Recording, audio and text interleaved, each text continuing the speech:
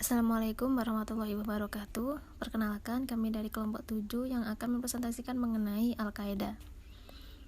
Berikut nama-nama anggota dari kelompok 7, yaitu ada Dewi Alfiati, Morza Rodigoza, Naufal Hibban, Farah Nur Fadilah, Dinda Restia, Tiffany Salza, dan Nur Haliza. Kemudian yang pertama akan dipresentasikan mengenai ideologi Al-Qaeda oleh teman kami.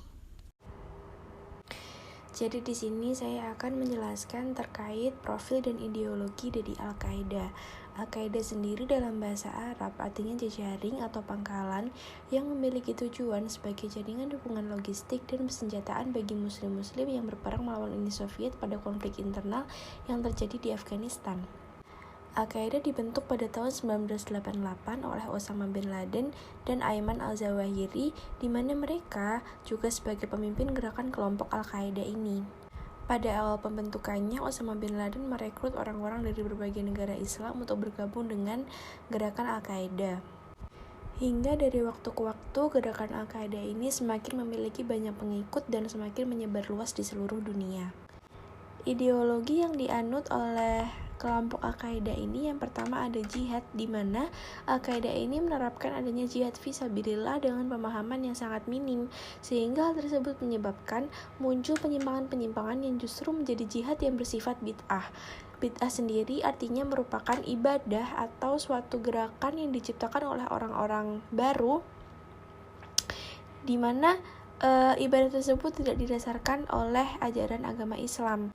Nah, jihad yang dilakukan oleh kaum Al-Qaeda ini yaitu dengan membunuh kaum muslimin dari berbagai kalangan, baik aparat, warga sipil, wanita, orang tua, anak-anak, dan lain sebagainya, dengan peledakan bom atau penculikan serta kegiatan-kegiatan radikal yang lain.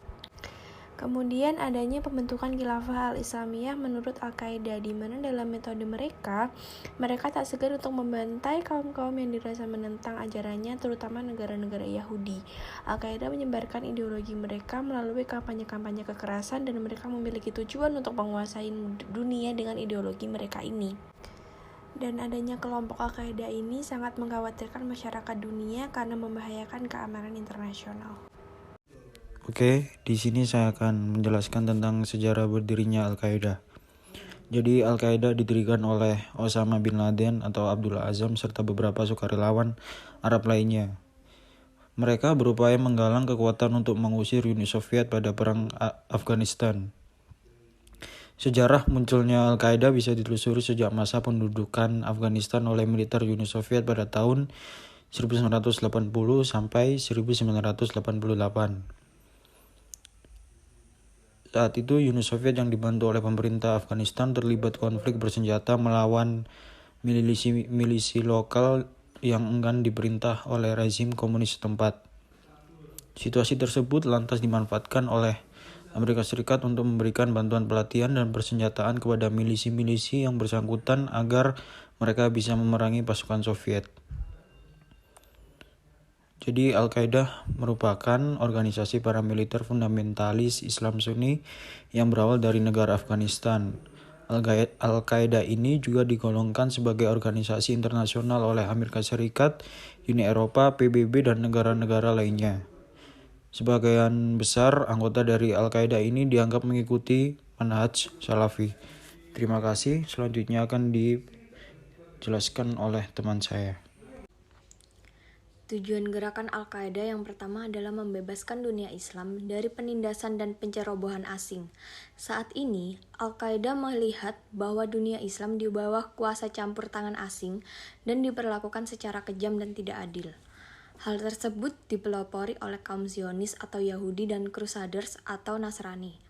Darah umat Islam terlalu murah untuk ditumpahkan dan kekayaan negeri mereka dengan mudah dirampas oleh para musuh Islam, seperti di Palestina, Irak, Tajikistan, Burma, Assam, Kashmir, Patani, Filipina, dan lain-lain. Tidak ada satupun negara yang membela nasib mereka, sedangkan PBB sendiri hanya menonton dan tidak berbuat apa-apa untuk membela mereka. PBB didesak oleh Amerika dan sekutu-sekutunya agar PBB mengizinkan adanya sekatan bahan makanan dan obat-obatan terhadap Irak yang mengakibatkan 600.000 jiwa anak meninggal dunia. Seluruh dunia Islam kini sedang dieksploitasi oleh kaum Yahudi dan kaum Salib. Keadaan tersebut akan terus mereka pertahankan agar Islam tetap tersudut. Lalu, tujuan gerakan Al-Qaeda yang kedua adalah menciptakan kerajaan Islam atau Khilafah Islamiyah. Kerajaan-kerajaan Islam yang ada di dunia dianggap telah rusak dan tidak sesuai dengan aturan syariah. Maka dari itu, perlunya diciptakan kerajaan yang benar-benar bersih sebagaimana yang telah diwujudkan oleh Rasul dan generasi salaf terdahulu. Maka kerajaan yang ada sekarang perlu lebih dahulu untuk ditumbangkan dan diganti dengan kerajaan baru, sebagaimana yang diharapkan oleh kaum Al-Qaeda, di mana hal tersebut sesuai dengan misi dari kaum Al-Qaeda yaitu the overthrow of the godless regimes and their replacement with an Islamic regime, yang berarti menggulingkan rejim-rejim yang tidak baik dan menggantinya dengan rejim yang Islami. Model gerakan Al-Qaeda. Al-Qaeda diduga menggunakan model Starhub atau The Cluster Model, yang mana di setiap sel terdiri dari 2 hingga 15 orang anggota. Antara anggota sel yang satu dengan yang lainnya tidak ada yang saling kenal. Bahkan di dalam satu kelompok yang sama, mereka juga tidak saling mengenal satu sama lainnya. Komunikasi hanya berlaku untuk para ketua sel saja selaku pembuat kebijakan dan memberikan arahan. Al-Qaeda terkenal dengan gerakan yang bersifat ekstrim. Sebelum melakukan penyerangan atau melakukan aksi teror seperti pengeboman, mereka melakukan perencanaan, pelatihan, dan pengarahan.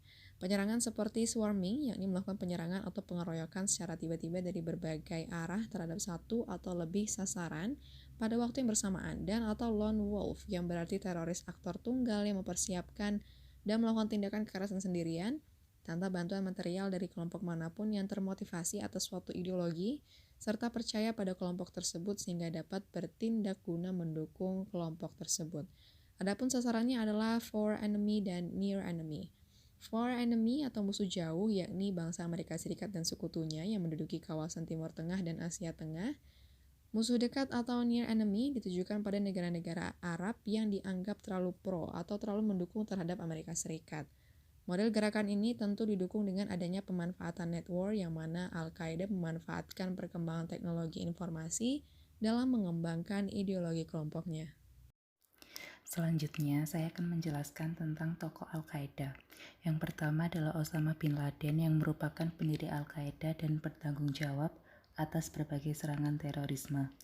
Di antaranya adalah peledakan bom serentak di Kedutaan Besar Amerika Serikat di Nairobi, Kenya pada tanggal 7 Agustus 1998, serta serangan mematikan pada 11 September 2001 terhadap World Trade Center di New York City dan Pentagon dekat Washington DC. Pada tanggal 2 Mei 2011, Osama bin Laden terbunuh ketika pasukan Amerika Serikat menyerbu persembunyiannya di Abbottabad, Pakistan.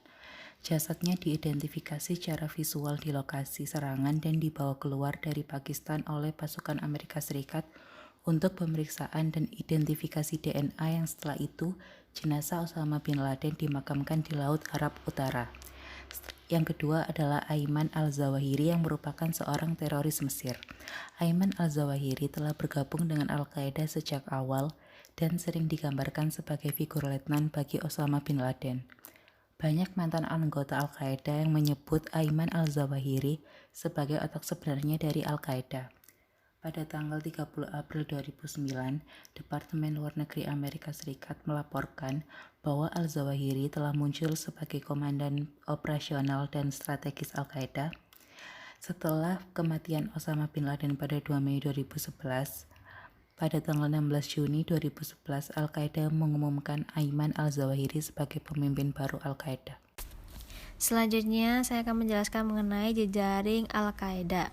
Al-Qaeda mempunyai jejaring di berbagai negara. Jejaring itu berupa adanya kelompok-kelompok franchise atau afiliasi Al-Qaeda di setiap negara. Kelompok-kelompok tersebut lebih bertanggung jawab pada isu-isu lokal di masing-masing wilayah pengaruhnya. Kelompok-kelompok yang termasuk dalam kategori kelompok afiliasi Al-Qaeda antara lain yaitu yang pertama Abu Sayyaf Group atau ASG, di mana kelompok ini berdiri pada awal tahun 1990-an. Dan kelompok ini muncul sebagai pengganti gerakan terorisme di Filipina. Yang kedua ada Al-Qaeda in the Islamic Maghreb atau AQIM. Ia sudah ada sejak 1998 dan sebagai pengganti Salafist Group for Pitching and Combat. Kemudian fokusnya AQIM ini ada pada aktivitas terorisme global. Yang ketiga ada Al-Qaeda in the Arabian Peninsula. Ia berdiri pada tahun 2009 dan kelompok ini merupakan penggabungan dari afiliasi Al-Qaeda di Yaman dan Arab Saudi.